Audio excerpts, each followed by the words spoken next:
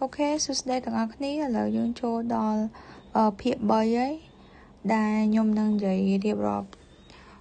trong bộ definition nó không clause môi chuyện mũi general provision nó không năng vi miền summary of definition đo bàn bảy bàn tay nó không vẽ ní nhôm năng sẵn khai ta không chấm nóng definition tiếng bàn bảy nó dương ban trai chia category dương ban trai chia category nó miền cái là chẳng slide bắt top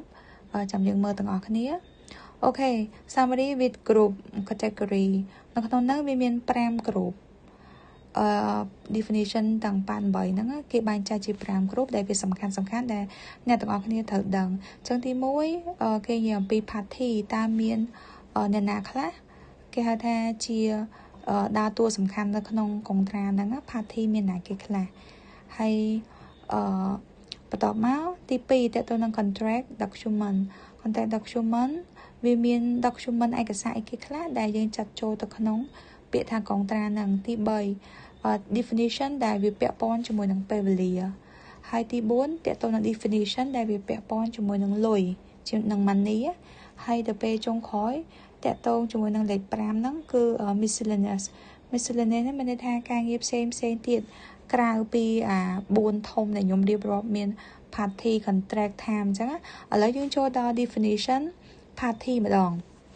ពាក្យថា party នេះមានន័យថាអ្នកដើរតួសំខាន់នៅក្នុងការធ្វើបច្ចេកមួយនៅក្នុងកងត្រាអញ្ចឹងដូចជាវីដេអូមុនខ្ញុំធ្លាប់និយាយហើយថាមាន3តែក្នុងនេះយើងអាចបន្ថែម subcontractor មួយទៀតអញ្ចឹងដូចយើងឃើញអញ្ចឹង employer មានន័យថា the party for whom the work are carried out employer នេះមានន័យថាជាអ្នកដែលធ្វើឲ្យបច្ចេកហ្នឹងកើតឡើងមកនិយាយទៅម្ចាស់លុយបើអត់មានគាត់ក៏មានបច្ចេកកើតឡើងដែរ contractor is a party who undertake the work មានន័យថា contractor អ្នកដែលធ្វើឲ្យបច្ចេកមួយហ្នឹងកើតឡើងបានគឺអ្នកសាងសង់នឹងឯង contractor ក៏សំខាន់ដែរដល់ពេល engineer គេថា acts on behalf of employer to administer the contract engineer នេះភាគច្រើននៅភាសាខ្មែរយើងចូលចិត្តហៅថាក្រុមកុងសតង់ consultant ហ្នឹងគាត់ដើរតួជំនួសឲ្យ employer គាត់ត្រូវមើលថាកុងត្រាហ្នឹងវាត្រូវស្តង់ដារអត់ហើយវាមាន condition អីគេខ្លះគាត់ជាអ្នកដែលសិក្សាទៅឲ្យ employer ហ្នឹងណាហើយចុងក្រោយគឺ subcontractor យើងស្គាល់ហើយអ្នកមើលការបន្តពី main contractor អញ្ចឹង subcontractor definition គេថា a party employed by contractor for part of the work មានន័យថាគឺអ្នកក្រុមម៉ៅការបន្តគេហៅ sub ការងារតពី contractor សម្រាប់ part of work ទេអញ្ចឹងមិនមែន full work ហ្នឹងយើងត្រូវឲ្យទៅ subcontractor ហើយគេមានភាគរយគេបែងចែកអញ្ចឹងនៅក្នុងnext slide នៅវីដេអូបន្ទាប់ខ្ញុំនឹងធ្វើវាអញ្ចឹងយើងមើលទៅ diagram នេះមាន3ដើរតួសំខាន់ employer engineer ជាមួយនឹង contractor ហើយ contractor ពេលគាត់មានការងារធ្វើគាត់នឹងតម្លាក់មកឲ្យ subcontractor ការងារធ្វើបន្តអញ្ចឹងយើងត្រូវចាំថានៅក្នុង contract ហ្នឹងគឺវាមាន4នឹងដើរតួសំខាន់ឥឡូវចូលដល់ definition ទាំង8ហ្នឹងវាតកតមួយនៅ contract document អញ្ចឹងមាន4ធំវាមាន contract ហ្នឹងគឺមានន័យថាកិច្ចសន្យា is a legal binding agreement between employer and the contractor មានន័យថាវាជាកិច្ចសន្យាមួយដែលចងភ្ជាប់ជាលក្ខណៈថាផ្លូវការជា legal រវាងអតិថិជនជាមួយនឹងអ្នកសាងសង់ employer and contractor អាហ្នឹងគេហៅកុងត្រាតតែវាចងបែបផ្លូវការរវាងម្ចាស់គម្រោងជាមួយនឹងអ្នកសាងសង់មកគេហៅថាជាកុងត្រាដល់ពេល specification is a technical requirement of the work ដែលយើងចូលចិត្តប្រើពាក្យថា spec អីគេប្រើ spec អី material MVP នេះប្រើ spec អីហ្នឹងគេហៅ specification ហើយជា technical requirement តម្រូវការបែប technical មួយសម្រាប់ធ្វើការងារហ្នឹង drawing ក៏យើងស្គាល់ដែរគឺ graphical detail of the work drawing ចេញមកមិនប្លង់សរសមិនប្លង់ដែកមិនអីហ្នឹងហើយអានេះ schedule គឺ detail such as bill of quantity or data sheet អញ្ចឹងអាហ្នឹងវាតកតនឹង schedule មាន BOQ នៅក្នុងហ្នឹងអញ្ចឹងណាអញ្ចឹងឥឡូវយើងចូលដល់ definition ដែលវាតកតជាមួយនឹង time category time អញ្ចឹង វាមានអីគេខ្លះមាន3សំខាន់ដែលតកតងនឹង time គឺ commencement date នៅពេលដែលយើងលើកពាក្យថា commencement date មានន័យថាគឺថ្ងៃចាប់ផ្ដើមការងារហើយ when the work officially begin កុងត្រាហ្នឹងគឺចាប់ផ្ដើមពេលណាតើវាមានដើមវាមានបញ្ចប់ហើយ time for completion period for finishing the work បច្ចេកមួយហ្នឹងគេធ្វើរយៈពេលប៉ុន្មានថ្ងៃរយៈពេលប៉ុន្មាន365ថ្ងៃអញ្ចឹងណាមួយឆ្នាំឬ2ឆ្នាំអីចឹងគេហៅ time for completion អញ្ចឹងអាហ្នឹងយើងអាចដាក់បានថាអូខេវាមាន365ថ្ងៃវាមាន12ខែឬក៏បច្ចេកហ្នឹងដល់5ឆ្នាំអីចឹងអាហ្នឹងយើងអាចប្រើពាក្យហ្នឹងបានថាtime for completion ជា period for finish the work ហើយអាពាក្យ defect notification period នេះវាសំខាន់បើសិនជាអ្នកទាំងអស់គ្នាអត់សូវបានអានកុងត្រាឬជួបកុងត្រាទេយើងអាចឆ្ងល់ថាពាក្យហ្នឹងមានន័យថាម៉េចតែបើសិនជាអ្នកមួយចំនួនបងមួយចំនួនដែលគាត់អានកុងត្រាច្រើនគាត់យល់ថាអាហ្នឹងសំដៅទៅអីអញ្ចឹង defect notification period នេះ definition គេថា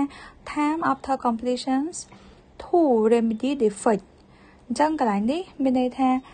ពេលដែលការងារយើងចប់ខ្ញុំឧទាហរណ៍ថាការងារនឹងចប់ហើយអញ្ចឹងdefect notification period ជាធម្មតាក្នុងកុងត្រាគេចងយើងថាអូខេគេហៅDNP ហ្នឹងចំនួនគេឲ្យថា1ឆ្នាំឬ2ឆ្នាំអញ្ចឹងទៅអញ្ចឹងក្នុងរយៈពេល1ឆ្នាំ2ឆ្នាំដែលយើងធ្វើការងារចប់ហើយបើករណីថាវាមានស្នាមប្រេះឬក៏វាមានបញ្ហាអីយើងជា contractor យើងត្រូវទៅធ្វើឲ្យទៅ client ហ្នឹងដោយអត់មានគិតលុយគិតអីទេដោយសារអីវានៅក្នុងអា defect notification period របស់យើងហ្នឹងយើងត្រូវធ្វើឲ្យគេប៉ុន្តែបើឧទាហរណ៍ថា defect notification period ហ្នឹងតែមួយឆ្នាំទេហើយវាចប់ហើយអញ្ចឹងនៅពេលដែលមានបញ្ហាយើងទៅធ្វើយើងអាចឆាច់លុយពី employer បានឆាច់លុយពីម្ចាស់គម្រោងបានអាហ្នឹងណាអញ្ចឹងមានន័យថាជាពេលវេលាមួយបន្ទាប់ពីបញ្ចប់អាការងារ defect work ហ្នឹងឥឡូវចូលដល់ definition របស់ money អញ្ចឹងអីខ្លះដែលតកតងមួយលុយអញ្ចឹងយើងឃើញមាន4 contract price is a total amount payable for the work កន្លែងនេះមានន័យថាលុយកុងត្រាសរុបគេហៅ contract price ហើយទី2តកតងនឹង advance